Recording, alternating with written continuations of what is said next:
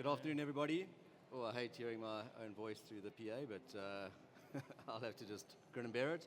Good afternoon, everyone. Hope everybody's had a good fame week. This is the last day. We're almost done, almost dusted. This is the graveyard shift. This is, the shift that we love. I'm Brian Little. I'm the GM of Pressure Cooker Studios here in Cape Town. We're a music and audio post-production house, and we're here to talk about the music and sound behind the Shakedown, Amazon's first South African original and global release. As a studio, we were fortunate enough to work with Ari Kruger and the great team at Sketchbook on the Shakedown and with the panelists here today. For those who don't know, this was Ari's directorial feature debut. Unfortunately, he couldn't join us today, but apologizes. He commitment in Johannesburg prevented him from joining us, but yeah, his apologies. Just some introductions on the panelists. We've got Astrid Iverson. She's the head producer at Pressure Cooker. On the project, she was a music and audio post-producer. Her credits include Heart of the Hunter, Spinners, SEAL Team, and Twende. Followed by Kyle Koekemoer. He's the head of audio at Pressure Cooker. He was the audio supervisor and re-recording mixer. His credits include Heart of the Hunter, Spinners, and Boer recently. And then what have we got? We've got Richard Starkey. Richard was the editor. His credits include Tally's Baby Diary, Tally's Wedding Diary, Trackers, and Silverton Siege. And last but not least, we've got Stephen Abbott. He was a post-production supervisor. Credits include Spinners, and as a writer and director, Dirty Laundry, and as a writer and director, Lazy Susan. For those who haven't seen the film, it is a must-watch. Really, really funny, really great South African performances, a truly and authentic standout South African comedy. We'll do our best to stay away from any spoilers, but I think if we can have a look at the trailer.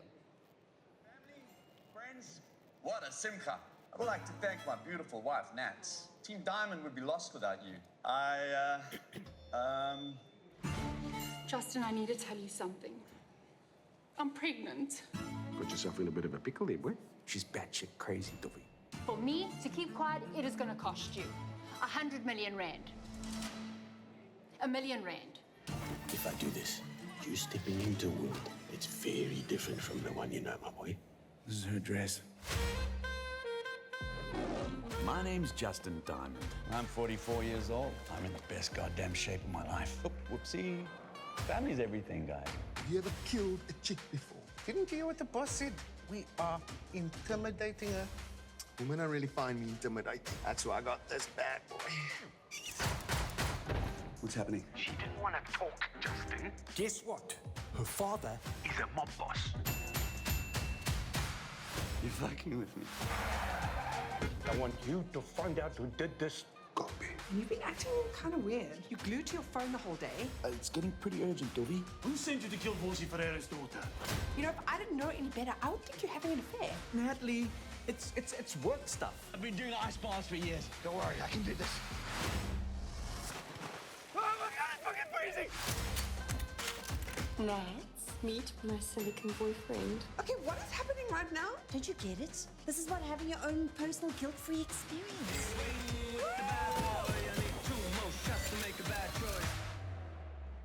What the? At the end of the day, your family is most important. Nats! That is why I'm working as hard as I can. Who's ready to change their lives? Who's ready to join this family? Woo! I'm amped, guys. Team Diamond! Okay, let's get to work with us. Whoa! Dovey, what the fuck are you doing? I'm cutting up the body, Justin.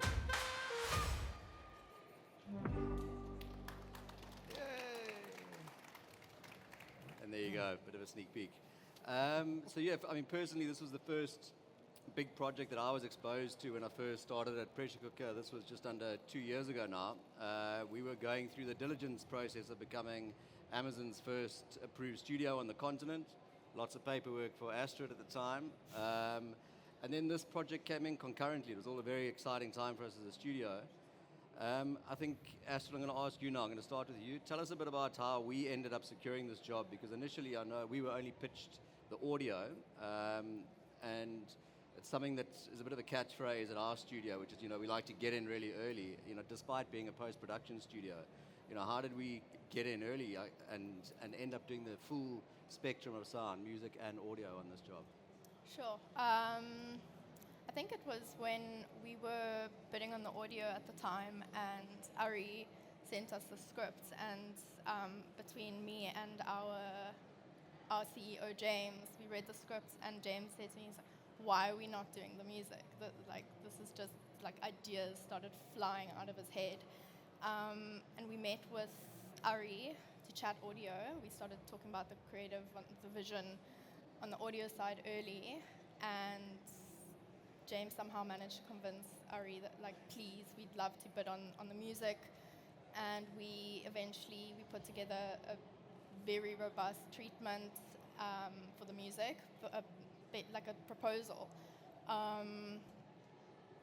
It had references, ideas, and I think the one hook that really caught Ari, he realized okay, we're doing this, was James came up with this idea of using a traditional folklore song and recreating that, and we did that in the end for the score, and you'll actually be able to hear many versions, varieties throughout the score. Amazing. I mean, I'm aware that obviously we had also done Waiting for Goldman, which was a short proof of concept almost, one could say. For those who've seen it or those who haven't, obviously two of the characters are in the film.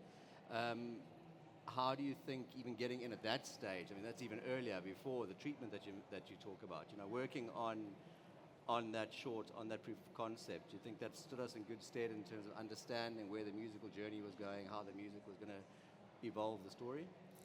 I don't even think at the time of Waiting for Goldman we knew what was coming next. We really love working on these proof of concepts and ideas with directors, editors, whoever, because we know eventually it's going to lead into something.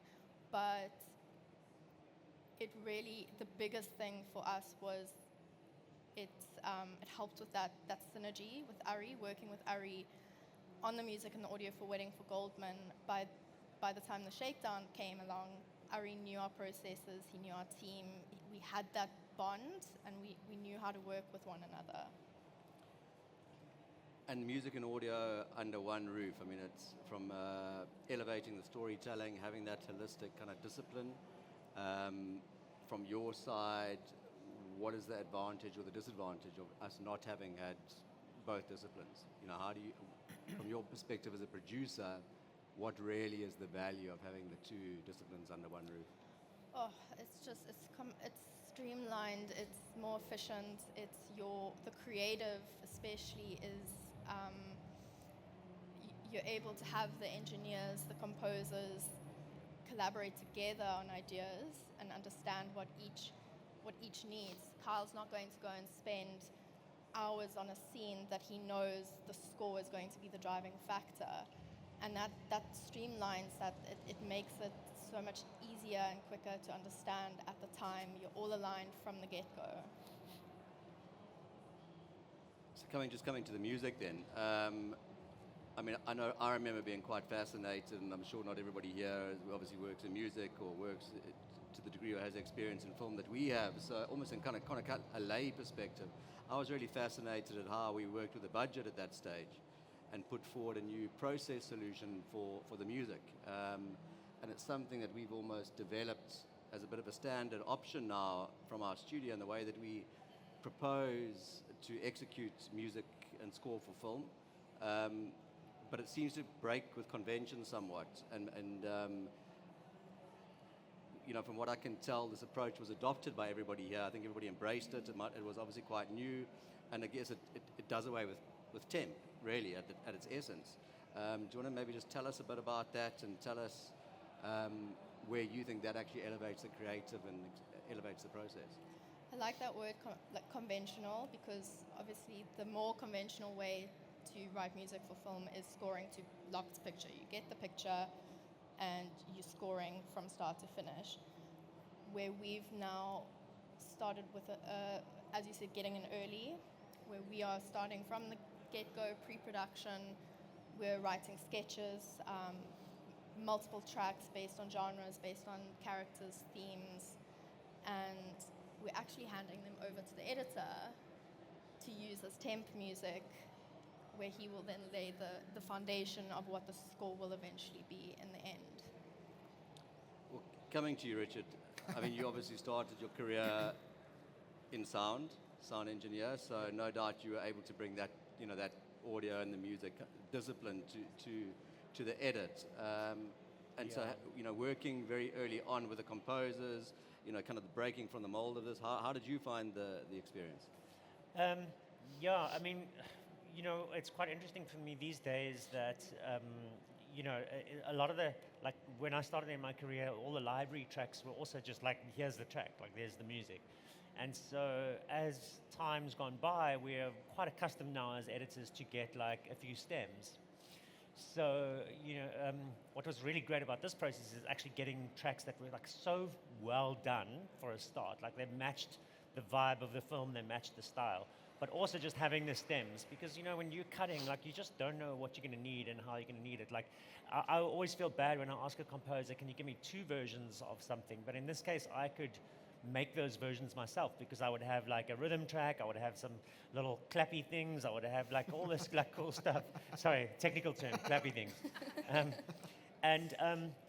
It does take some discipline. Like I know, I would imagine there's a bit of trust, involved. Like I would be, if I was the composer handing it over all these stems, I'd be a little nervous that someone might get things not lined up correctly and then like mess up the music.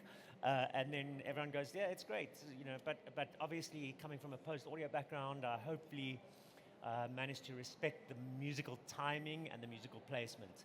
But also, it's like, when I say placement, like often, especially in a comedy, like I want music to start and stop. I want it to be like suddenly huge as some big action things happening, and then like, just pause, and then it's just like as it's sort of, the dialogue happens, and then it goes big and small. So I was just able to control all that stuff.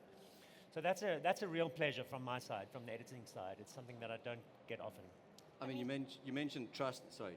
To add to that, like the collaboration, you say trust. You say we gave you quite a lot of agency with the when we gave you the tracks. We actually didn't tell you what, like, cool.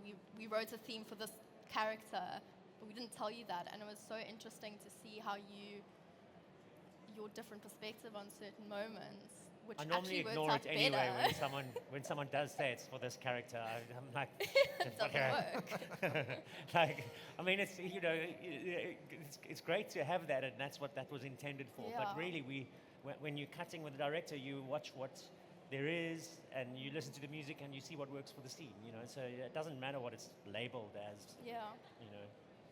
So from that perspective, sorry, composer. So there was no added pressure from a kind of creative vision perspective, trying to, I guess, second guess or interpret what the composer had actually composed these tracks for, and where, No, I mean, we didn't feel that pressure. No, I mean, we were, you're exploring when you're in the cut. You're exploring, so you're just seeing what works.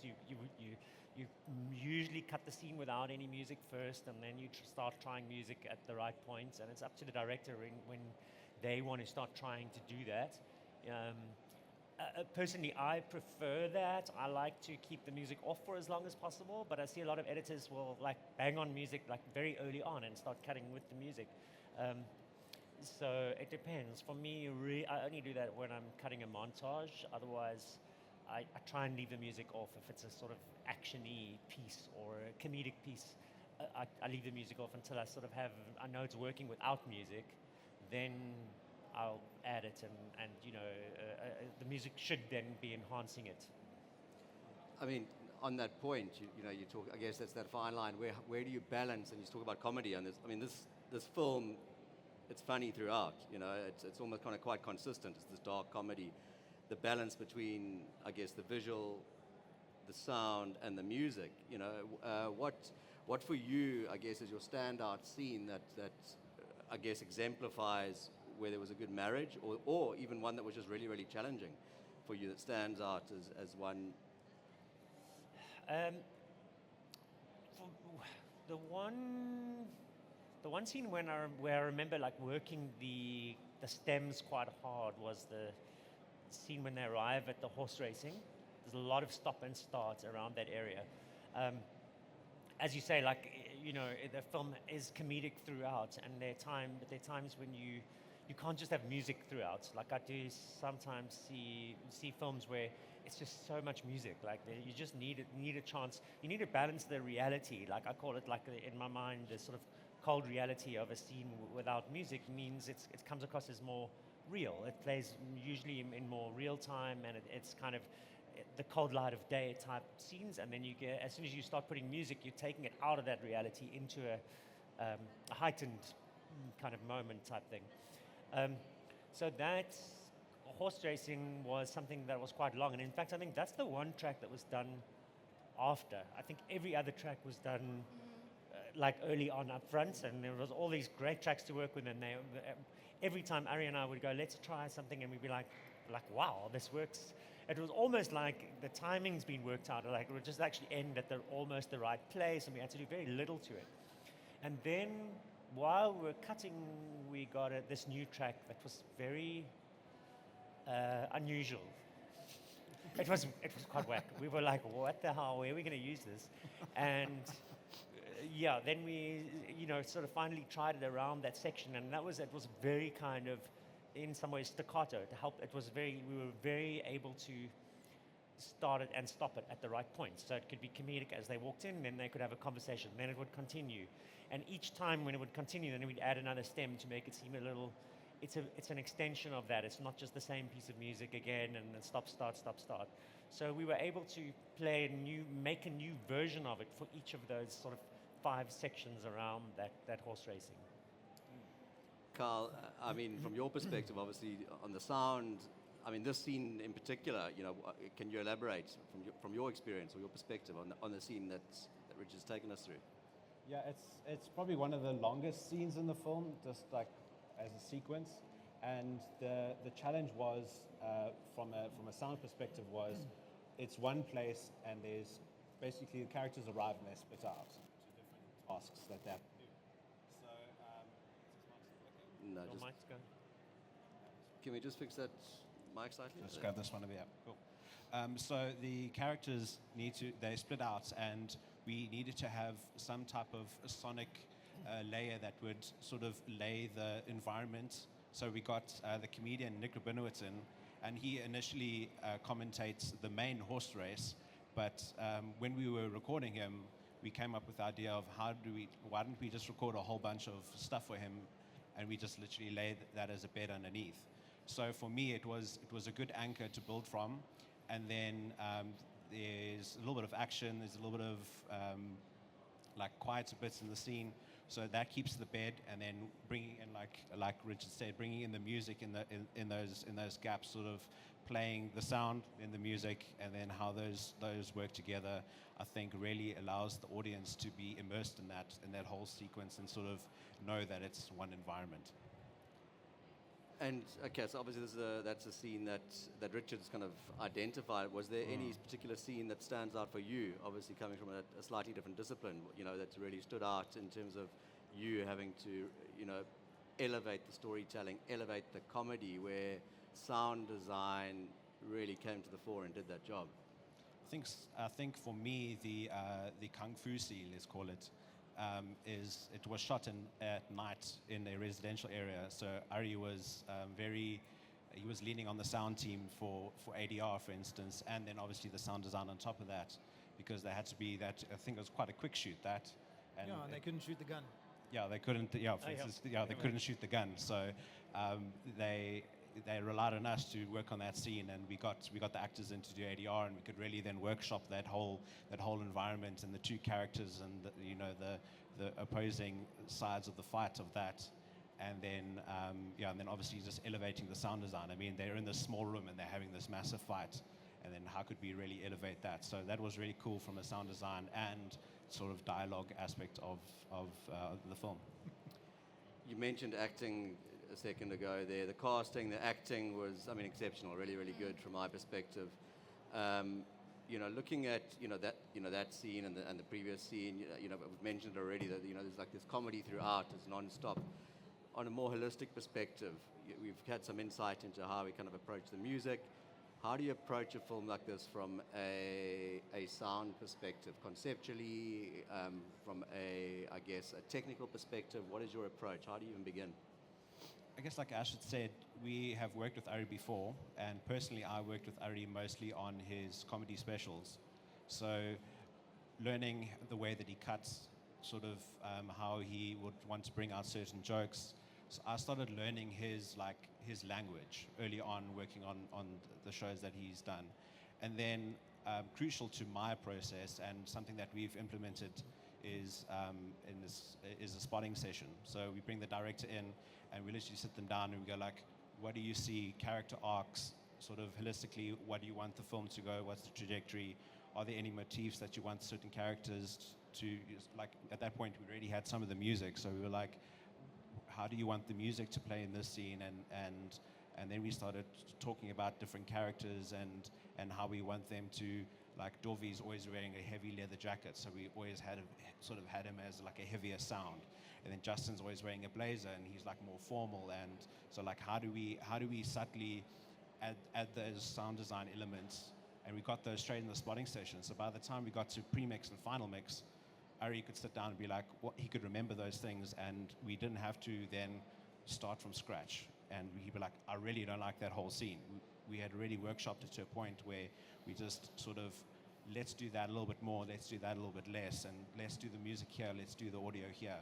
So again, getting in early, getting in the creative mindset of the director early on really helps us throughout that process. Amazing. You mentioned music a second ago there, and obviously, we've alluded to it, or we've not alluded to it, we spoke directly about having both disciplines under one roof in the studio. From your perspective,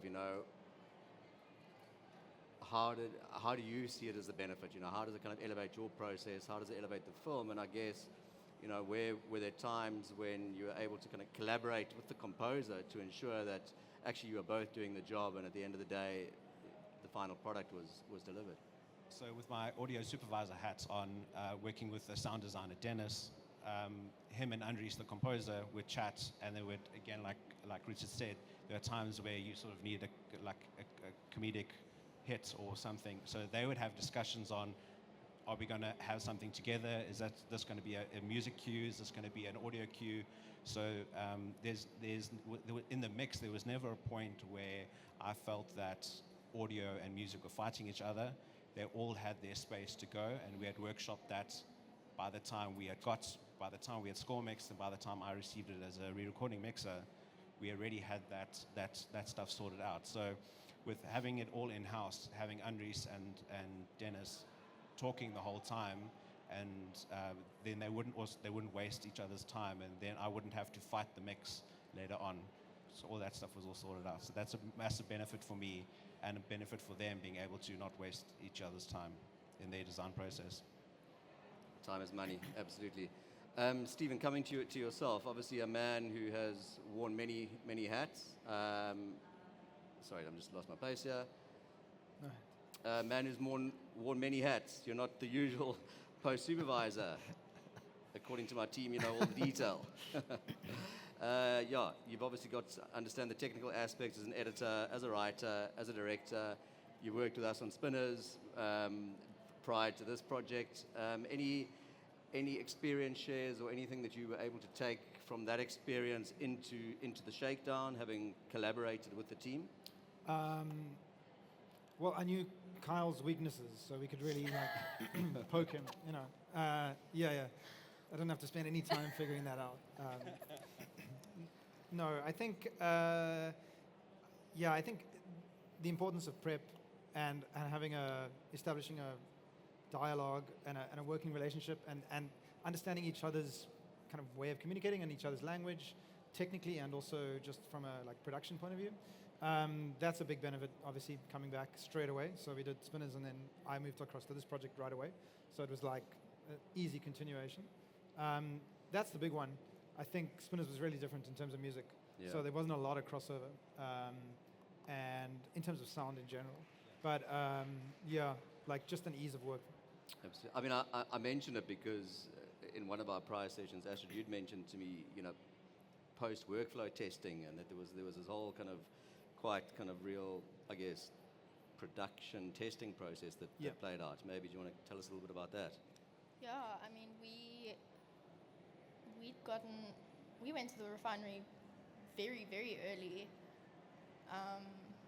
and Stephen had got us to do lots of workflow tests with Kyle, Richard, other Kyle. Yeah. I mean, it was like 2 weeks of just passing things back and forth, but basically so that by the time that we received the files, all the kind of the problems had been solved before we actually faced them. Yeah, fix it in prep. Exactly. Yeah. I mean, I think one of the things is my mic working? Must I take your? All right, well, yeah, on mic.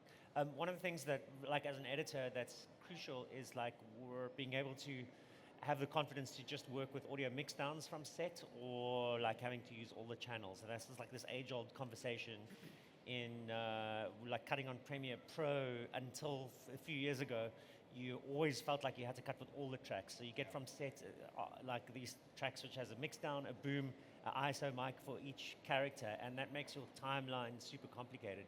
So, one of the things that is very important to me is having the flexibility that I know if I just cut with the mixdown only, if that's good enough, then at the click of a button in post audio, they do have access to all those tracks without having to mess around. Not only all those tracks, but if they need to find another word from the same scene or another bit of dialogue from the same scene, that it's all the metadata is there.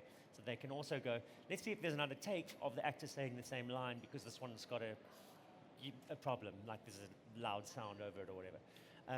That's like, I want to go into an edit with that confidence. So that was why we have to, test that stuff early on. I'll cut this film on Avid, so generally that is the norm, but also we were going to not Pro Tools. Was it? Nuendo. Nuendo. Sorry, I was like, okay.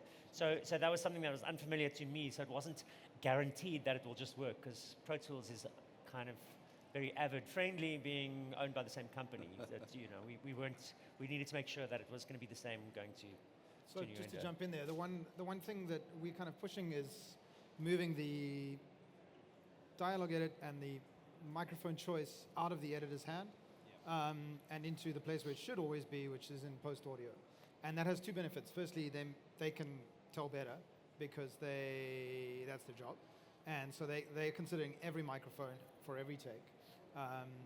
And then it also speeds up the edit because then the editor isn't making choices that they have to then basically nanny on their timeline for the rest of the editorial process. So they can just cut with the knowledge that like the sound is there and it will be re-examined, and those final kind of destructive decisions of the boom is terrible, we're going to stick with the lapel, is not kicked down. Whatever the editor's choice made is not just inherited. It's not only is it re-examined, but it's actually completely transferred to audio post. And that sounds super simple, but in the South African context, until very recently, that was the standard way. And it made for some pretty destructive choices where editors were under pressure making maybe the wrong choice, and that was inherited. Then the time cost to fix that later just meant that by and large South African productions would just inherit whatever was decided. In an uncalibrated environment, the editor is normally choosing on headphones or on some rubbish speakers that are good for editing but not good for final choices. That's a big deal. So also a lot of editors also choose one.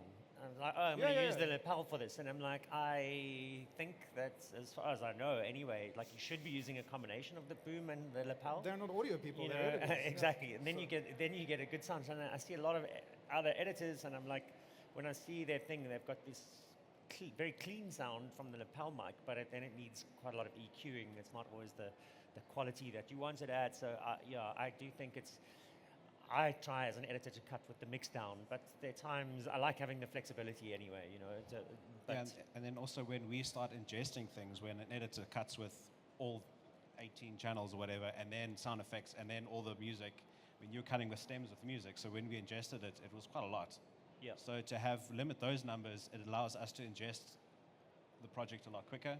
It also allows us to get working quicker. So we can, while the sound designer is busy pulling the AAF in and pulling all the sounds in and all that kind of stuff, the dialogue editor can just start conforming. And I guess with you also just having the sound background, the way that you laid out your timeline was, number one, you named things, so that was great. Whereas a lot of times, and it's just the name of the game, and editors editing, they're not there to do sound design. So I mean, sound is not their priority. So for us, it's all over the place. But in this, it allowed you to be a lot neater and allow us to ingest a lot easier and cleaner project.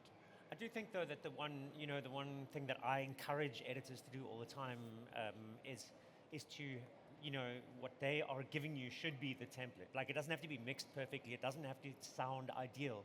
But, the creative the creative intent needs to be there. So, like, if, for example, I've got a scene and you get the cut and you see a scene that's got, like, there's music only. There's no dialogue, even though people's mouths are moving. There's no sound effects. If you get it from me, you will know that that's the intention. That's what the director and I have decided we want. We want music only. We don't want ADR dialogue in there and sound effects and whatever. Like, if we wanted it, we would have it there. I would have it low, or it'll be reverbed a little bit. There's a guideline in there. Yeah. And I think that's, like, crucial, like, from my side, from the editor's side. When we present something these days, when we present it to a broadcaster like Amazon, or other creatives, TV channels, whatever, film studios, whatever we show them is their intent. Like, this is how we're planning to do it. Yes, we might be using temp music. In this case, obviously, we were using music that was totally usable and final, but, like, there might have been, a situation where we didn't have anything that was suitable and I stuck in temp from some, I don't know, comedy film soundtrack, and then at least you go, okay, that's the intent, that's what we show Andries in the spotting session. Yeah, that helps a lot. Great, thanks, guys. I think I'd like to just touch on, Stephen, with yourself, what we spoke about earlier, just this kind of like non-conventional way of pairing composers very early on with the editor. This is a change of approach that we've kind of touched on. From your perspective, what was your experience of this? One might even think that, this could be something you'd resist, because it's just like, it's adding layers and complexity potentially to a creative process down the line, but it doesn't seem that way. Maybe from your perspective, give us your experience. I guess, it could cause problems to have the music so far advanced at the beginning of the edit. I think, it could kind of actually lead too much the edit. That's the one risk. So an editor might kind of get bowled over and then kind of led by that. That's the one danger. And then the other is that it kind of breaks the composer process if the music is not respected. So that's kind of the two creative concerns. There are some, I guess there's a technical concern as well, that, like, it's not handled properly, but I think that isn't a big deal. But generally, I think it's a really good thing. I think having the music push the edit back and forth rather than having the edit drive the music. So who's leading the dance? Allowing that to be fluid and to change through the edit process before the picture is locked, before the decisions are all kind of made, timing-wise. I think it's an absolute no-brainer. And I think we're going to see a lot more of that. I think, the benefits are significant.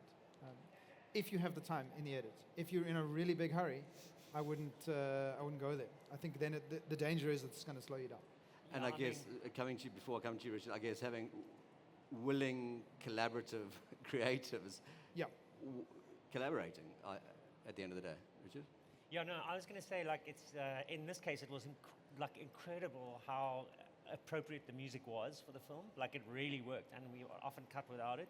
But I did wonder as well, kind of touching on Stephen's point, like, what if it had been, like, way off the mark? Like, what if it had been? I mean, in this case, I also know you like, Pressure Cooker put together a pitch, and what I wanted to sort of mention earlier is that Ari, the director, did say to me that he was considering, various people to compose the music for the film.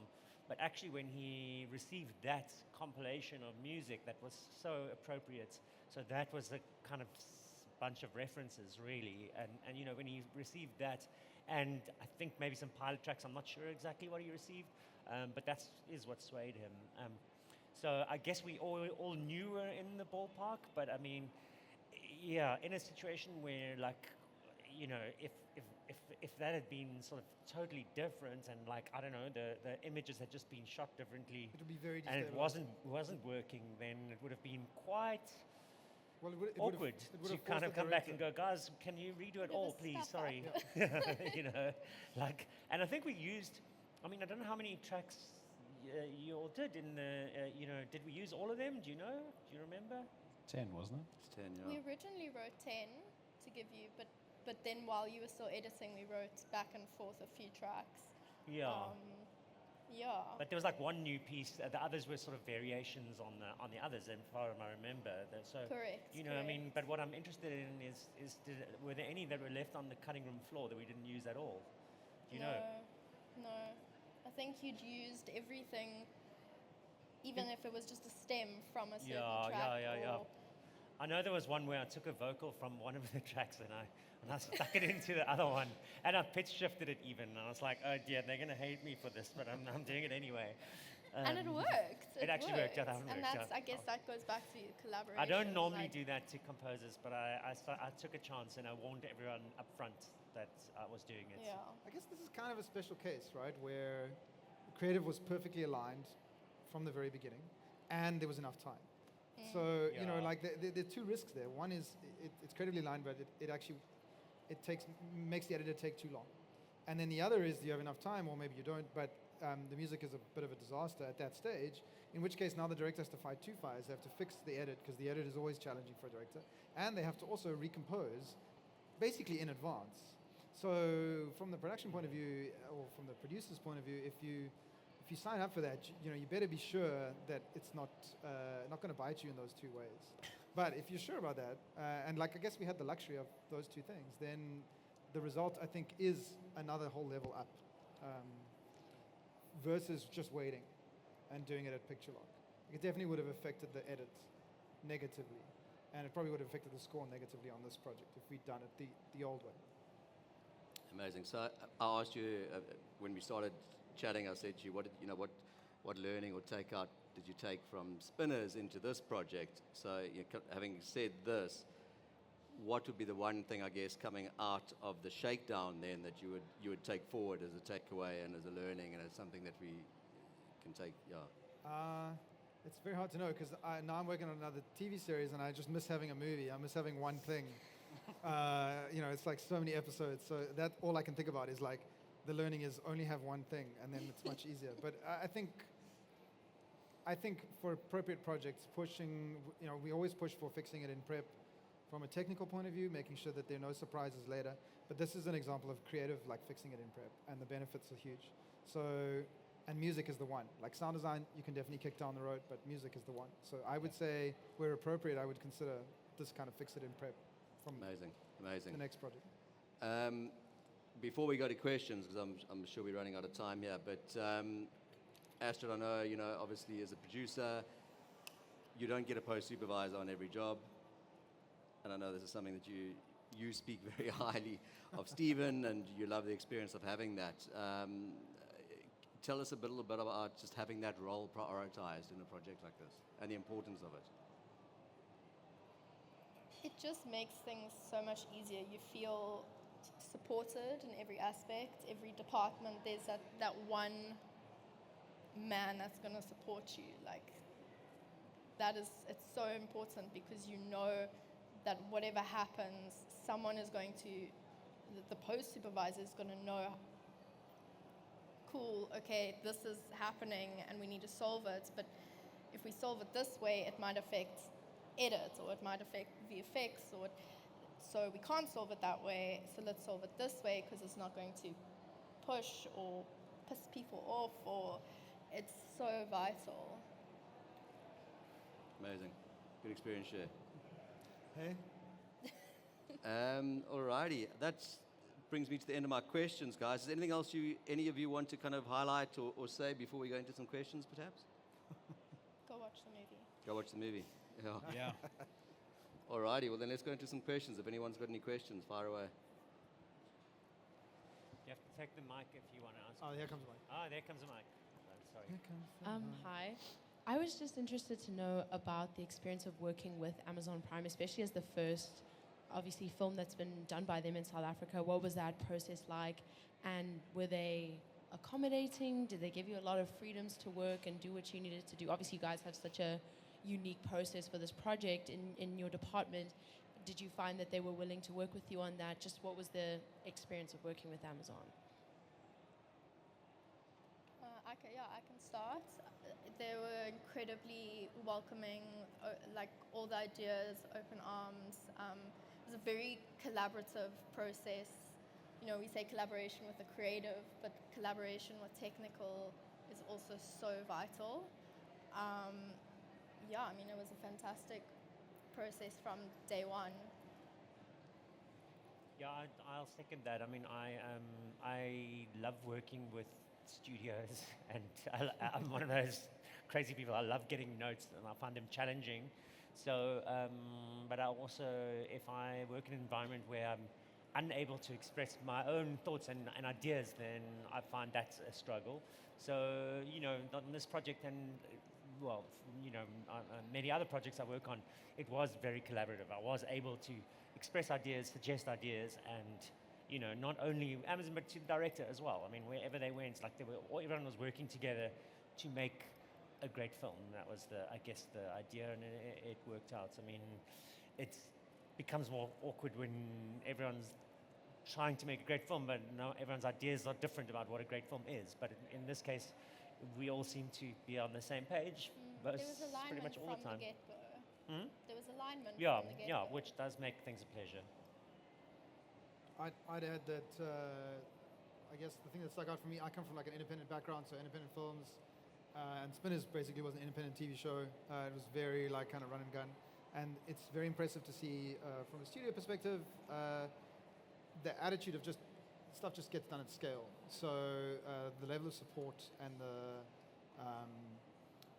the kind of breadth of people that you can rely on, that you can call on if you need them for very specific kind of niche requirements is pretty impressive and super helpful.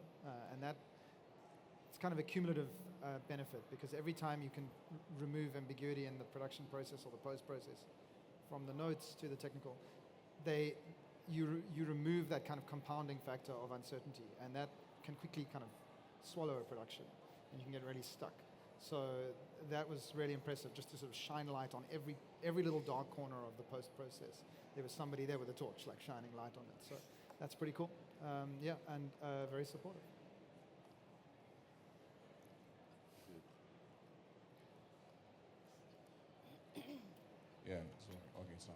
Yeah. Hi guys. Hi. Really great work. Really great work. All right. So quickly, I realized two things. So you did a cut in Avid, and then sound was done in. I can't hear so well. Sorry. No, I'm saying you did the cut in Avid, right? Yeah. And the sound was done in what? Nuendo. All right. Yeah. So I'm very interested. How was the translation from that file that you had to send from Avid to Nuendo? What was that like? Because I know there's always some problem with that, and I want to hear from you guys how that was handled. Well, we did. Painful and then fine. Yeah, we did have a few hoops to jump through. We did have to test multiple times. Yeah. It wasn't standard click of a button, but the way Stephen likes to work is so when it is working, it is a click of a button and it is foolproof. So once you have the cut, it was seemed to be pretty painless once it was there. I mean, it's a lot of work, but it's not, as Stephen says, there's not uncertainty. Like that all the work is not wasted. But that's why we ran all the tests. So we spent a good week and a half running tests, and I think you were still cutting. Trying to get them to talk, right? Trying to get Abbott to hand over all the information, because, all the track information. Abbott is built to export MXFs for Pro Tools, and so I mean they're in the family. So we were trying to come in with a new, different approach, but then also still trying to make the life easier. So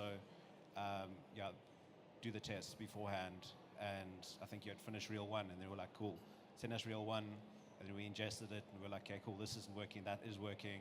This is how Nuendo can ingest something different to Pro Tools, so that can help you. So, yeah, just do the prep. As I recall, the key was the assistant editor did some Googling and found the one in a forum somewhere. Someone had said, oh, there was this one thing that was funny and it had this outcome. And that was we couldn't do it. And then they managed to unlock the reason why Abbott was not talking to Nuendo. So I guess also we'd all given up on Googling, but the AE Googled and he found the answer in the corner of the internet. Yeah. So it wasn't that easy, but then it was fine. Good stuff. Any other questions? Hi guys. Based on the testing and the research and 2 weeks of trying to figure out the solution, why did you guys stick with the Avid Nuendo system instead of maybe looking at a different options for Richard to like work in to get to Nuendo or the other way around? I mean, I think it's it's a challenge to get these things to work, but B, they work on Nuendo and I work on Avid. It was kind of essential. Like two stubborn people. I could have, I guess, but we were already underway. We have 5 minutes left. I could have like switched to Premiere Pro and cut on Premiere Pro, but I didn't want to. Sorry, Premiere Pro. I love Premiere Pro for certain things, but on a feature film, I would always choose Avid on a feature film. Like 99 times out of 99, I'll choose Avid on a feature film. Yeah, and I mean, again, most feature films are cut on Avid, and we knew that. And you don't want someone in the process to have to learn something new. You'd rather try and figure out a way to help each other out, because I'm quick on Nuendo, he's quick on Avid. Why should one of us have to change and then affect the process? So we quickly, in a week, we figured out, okay, cool, this is going to work, and it helped us out. And then he could cut with just the mix down, not have to cut with all the stems. So all the mics, yeah. Alrighty, hope that answers that question. Is there any other questions from the audience? Here we go. Hi, I have a question for Richard, actually. Hi. To what degree did you collaborate with the composer when determining the post for the film? Very little. Like that was the funny thing about it was I just got given, here's these tracks that they've done, and it was a real surprise that they all worked so well. Like I knew that the references were very good, and I liked the references, and in fact, some of the references were things that I had already sort of sourced for myself, and one of them was. What was that show? The LA-based show, Beef.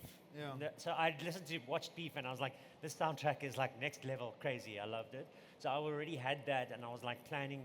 So what happens with most films, if I don't get tracks up front, is I'll have sort of started looking around for soundtracks and like building up a bit of a library of stuff that I can use as temps. So I already had that in.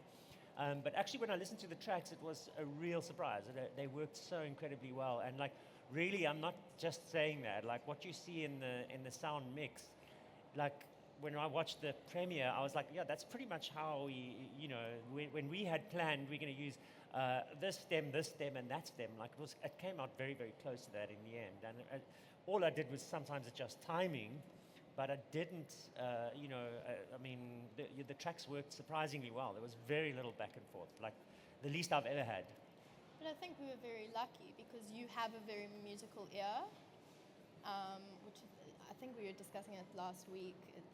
Editors should have some sense of musicality to them, and you've got a background in sound design. We were very lucky that when Richard sent back cuts with where he placed all our music, we were like, oh, this is fantastic. This is great. I mean, we could have definitely fallen into the situation where we got it back and we were like, oh, how are we going to rework this? We're not happy with this. And I guess if we were in that situation, then it would be a case of Rich coming in with Ari, Stephen, we'd be doing a spotting session with the composer, and there'd just be a little bit more discussion around the music and what's working and what's not. And I we guess were lucky we didn't get that far. We did do a spotting session, but it was mostly like, this one worked really well. This one worked really well. Okay, this one's great. I don't know what to tell you about this one. And also, what Andries wrote, it wasn't to cue, so he didn't write it to the cut. So you could play around with that. We were sort of like, okay, we feel like it's going to work here, but you found like it was going to work here. So when we got it back, so he cut with it, and then when we got it back, we're like, okay, cool. We then adjusted it, and we're like, okay, this is where we can fix it, and then we sort of reworked it then to cue. So it's more theme-based, and then you ingest it back, and then you actually write to cue. All right, guys, we are actually out of time. Just been given that signal. But so there aren't any more questions, unfortunately. But I'm sure if you do have a question, you're more than welcome to grab one of us as the session finishes. Everybody here will be more than happy to share some knowledge and to give you that experience share. Just in closing, thank you very much for all the panelists, everybody for coming, and for everybody for joining our session. Really appreciate it. Thank you.